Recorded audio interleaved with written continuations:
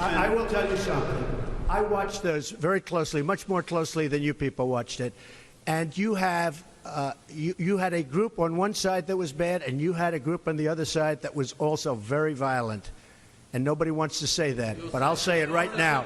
You had a group on the other side that came charging in without a permit, and they were very, very violent. Today, President Trump doubled down on his previous comments about the deadly protests in Virginia.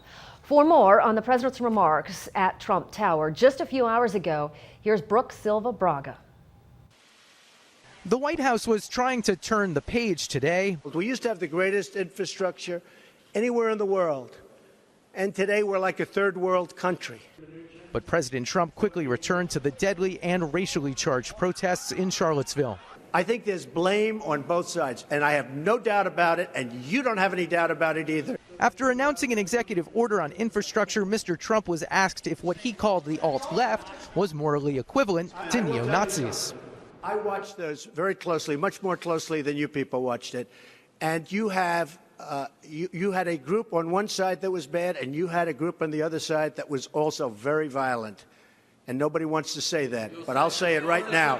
The president's response overshadowed an event that was supposed to be about getting the president's agenda back on track. Brooke Silva Braga for CBS News, New York. And today, Governor Butch Otter is responding to the violence in Virginia. He posted on Twitter, "Idaho condemns white supremacist violence. We've dealt with it in the right way in the past, and we just won't tolerate it again." 3 members of Idaho's congressional delegation have posted statements as well, and we are waiting to hear back from Congressman Raul Lavador.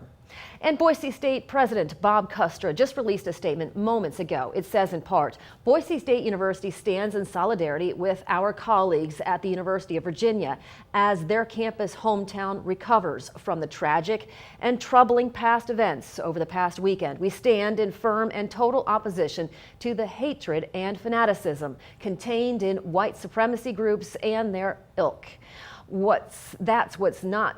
That's not what this university or this city is about. Far from it. Now to our national question of the day.